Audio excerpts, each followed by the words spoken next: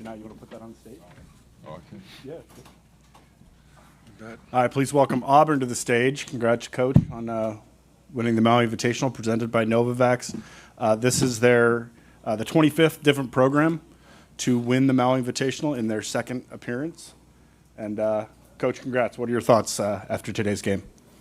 Well, sitting beside me is 39 points, 19 rebounds, 12 assists, and only 2 turnovers.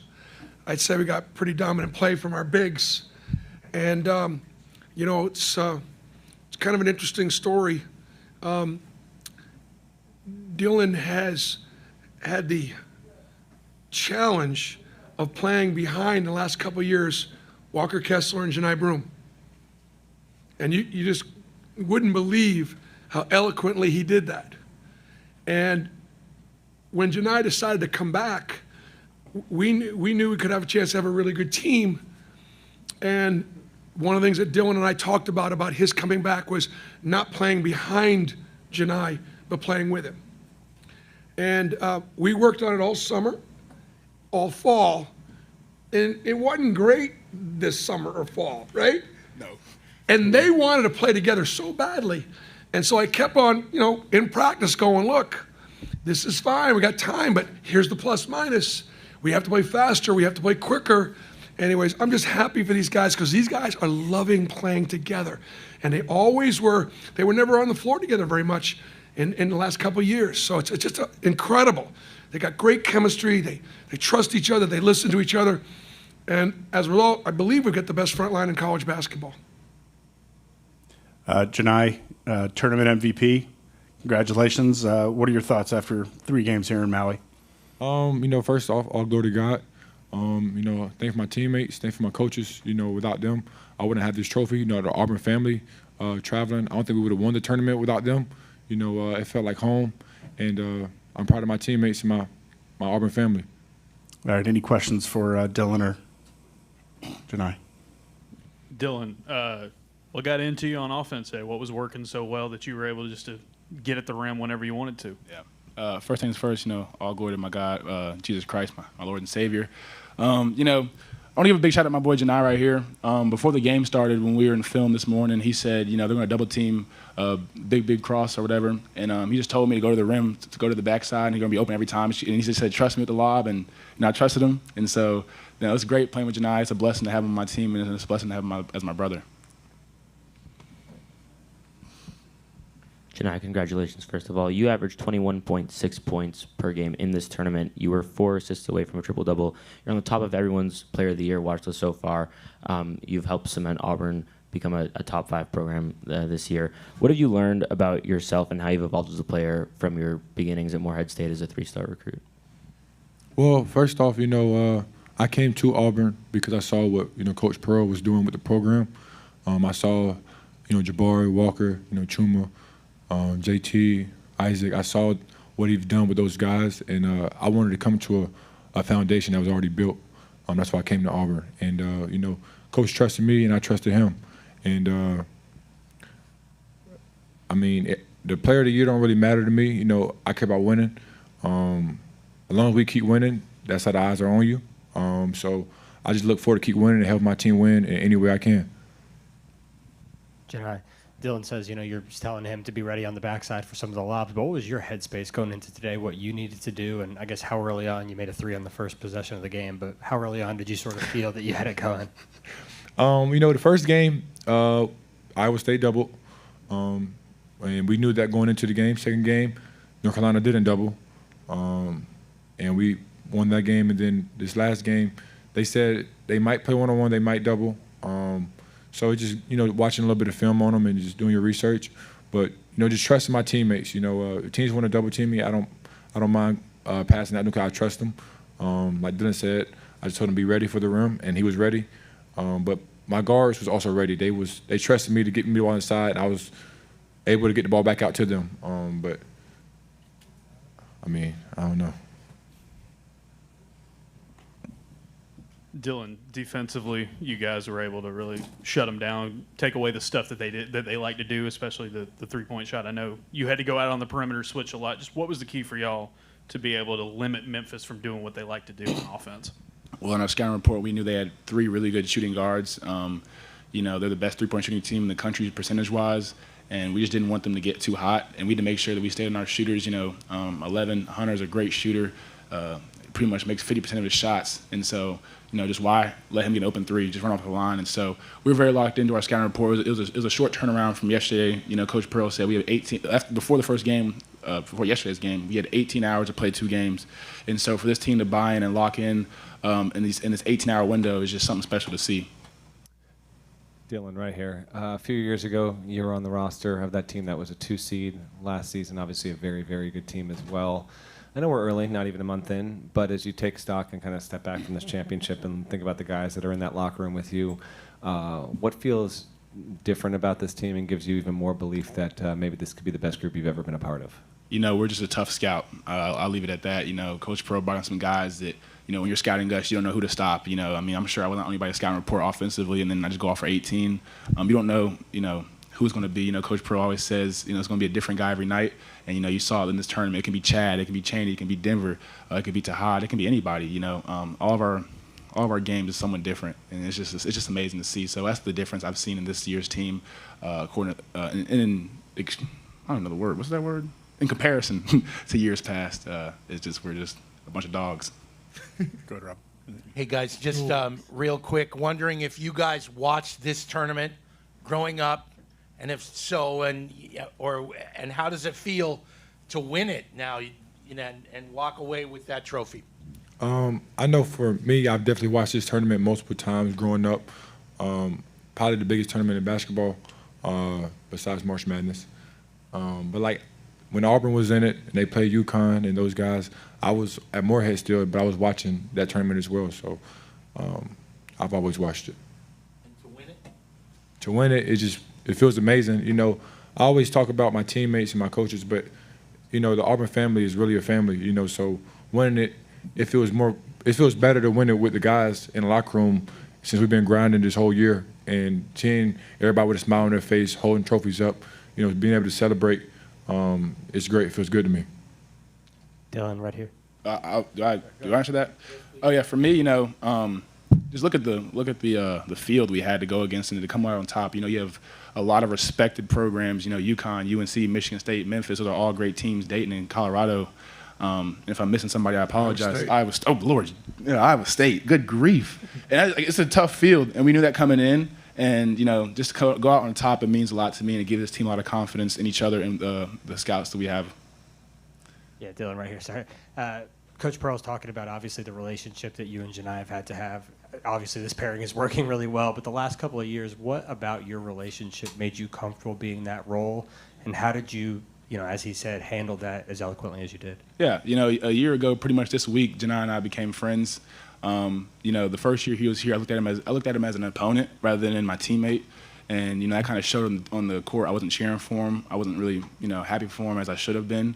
Last year, the Lord really challenged me in that Virginia Tech game. I prayed for Janai in warm-ups, and he dropped 30. But with him dropping 30, I only played 9 minutes.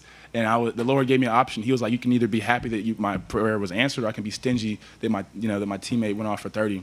And after that Virginia Tech game, we went on to play in New York, and Janai got subbed out, and then I went 6 for 6 from the free throw line, and the loudest person shooting that arena was Janai Broom. And after that, he earned my respect, and I looked at him, not really earned my respect, but he became a brother to me because I realized that he was not my opposition, but he was a brother, and he was my teammate, and that's something that Coach Pro has been telling us since we got here.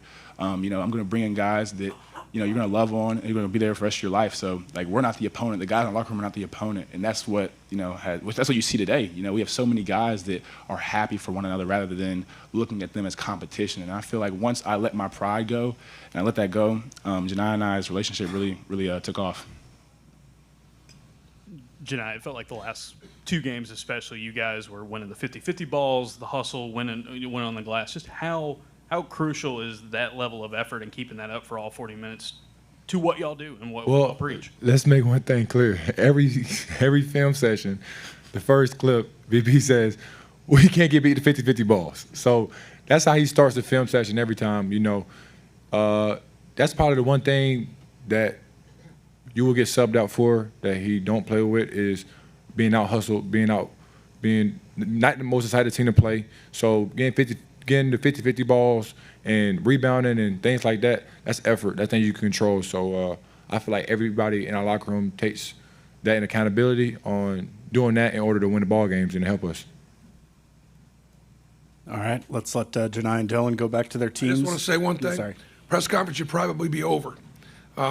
Anybody that says student athletes have changed, anybody said this is not all about the student athletes, anybody want to complain about, this or that, this is old school pride, old school love their teammates, love their coaches, love their universities, just grateful, giving God the glory, so on and so forth. Kids haven't changed. Kids want to be coached. They want to be held accountable. They want to be believed in. And they want to be held to a high standard. That's just not changed. A lot of things around our game has changed. But this should give you guys and everybody watching hope, because it's all about these kids and teaching them. And I'm just very proud of these young men. Thanks, guys. Dylan, Janai. War Eagle and God bless. That lay looks great on you, Janai.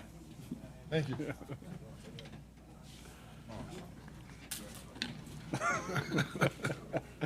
All right, questions for Coach Pearl.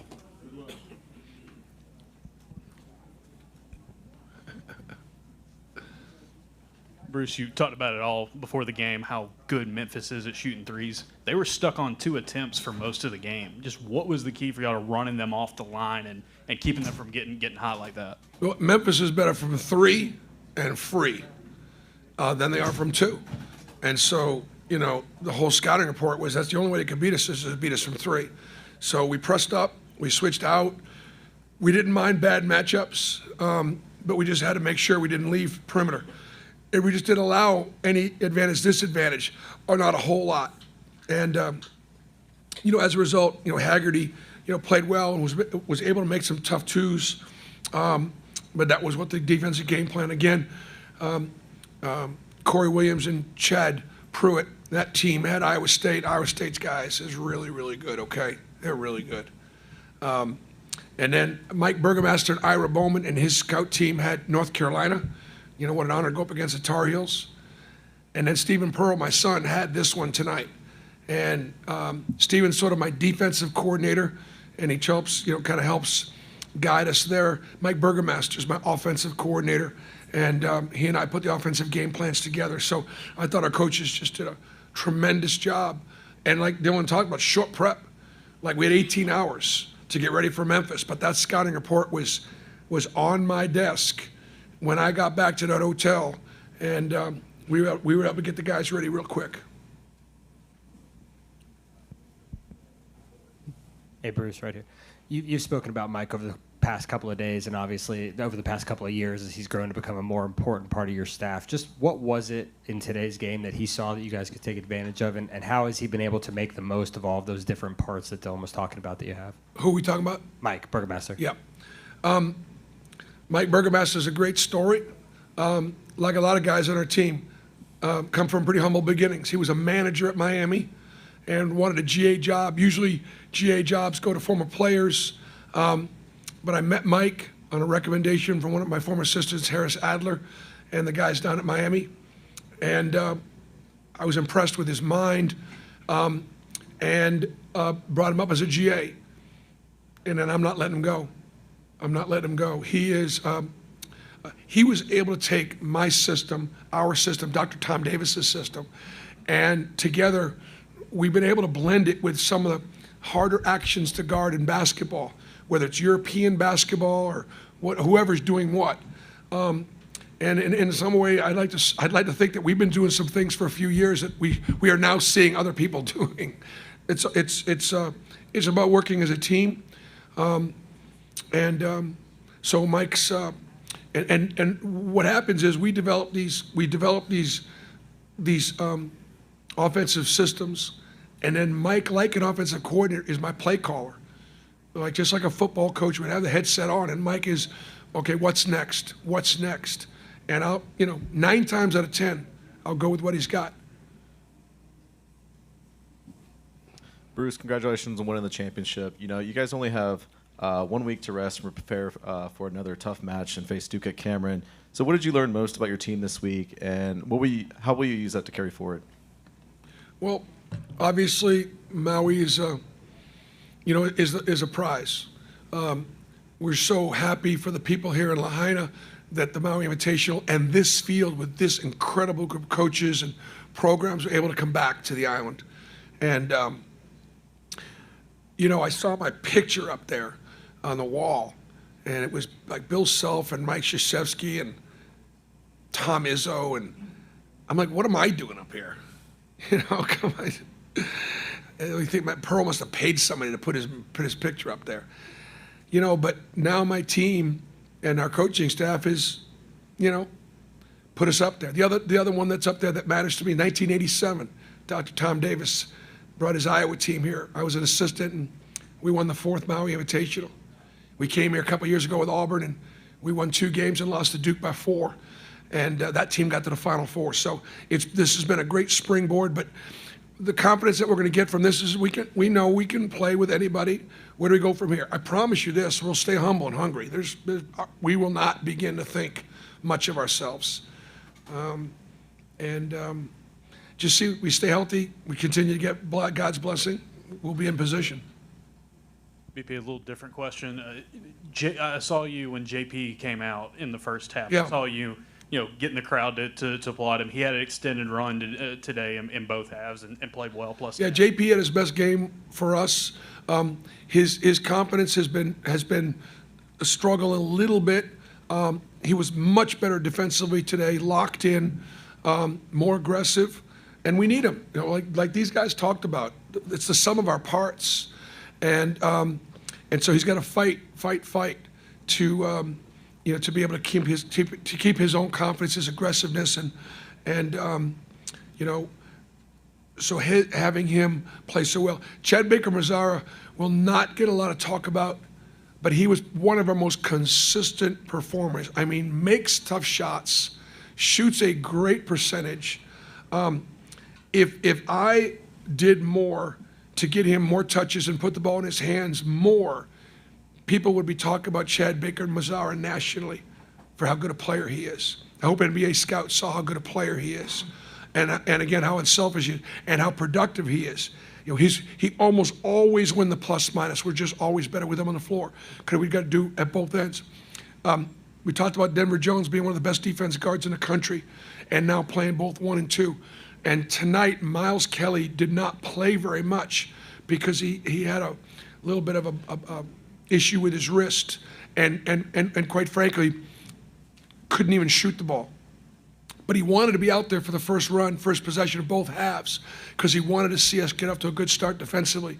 And even if he couldn't shoot the ball, which he probably could not, we put him out there. What a teammate. Coach, this tournament is part of what is probably some of the most ambitious non-conference scheduling that we've seen from you or from any other program in recent history. What can you say about your mindset over the offseason scheduling, putting the schedule together, and how it's paying dividends? Well, we knew we had a good team coming back, and I just want to keep in mind that Tahad Pettifor is probably the only 5-star on that team. All those kids have had to work so hard to improve and grow. Dylan Carwell's been in a program 5 years. Janai Broom 3 years. Chris Moore 5 years. We haven't had a lot of transfers. We've had a lot of guys stay. We've graduated 32 African American students in the last 10 years. I don't think anybody in the country can say that. We've graduated 40 kids in the last 10 years. We're proud of that. And there's a correlation, I believe, between the discipline and the accountability and the responsibility to be Auburn men. You heard the kids talking about Auburn over and over and over again, what that means. It means responsibility there. Now, we don't always, we don't always represent the way we'd like to, but I think that there's definitely some reasons why we scheduled up as hard as we possibly could, because I wanted to give these kids the opportunity. And now we got to see if we can take advantage of it. Bruce, Penny said he still remembered playing you guys from 2 years ago, specifically playing against Janai, and the biggest takeaway that he had was the difference in how focused and how locked in Janai was today versus when you played 2 years ago. How have you seen him make that evolution, and how much of a statement was it today of the growth he's made in that capacity? Yeah, Janai's grown a great deal. I know that he's a big guy. Okay, let's just say Janai is 22 years old. So let's say I got him when he was 19. He was a young 19, even though he looks like he's a large man. He was young. He's the youngest of a few kids in that family, and he's grown up. He's matured. One of the things he talked about is, Coach, trust me. You know, I try to hold them accountable. I try to have high expectation for them. So we knock heads, you know, because I'm like, I'm not satisfied. I know you're capable of more. But he's responded really, really, really well to that. He's matured. He's become a really good leader on this team. And so he won't let us celebrate this too much. We'll celebrate it for a day or two right now and have a happier Thanksgiving. And then when we travel back, you know, we'll get back to work. All right. Thanks, Coach. Thank you. Congratulations again.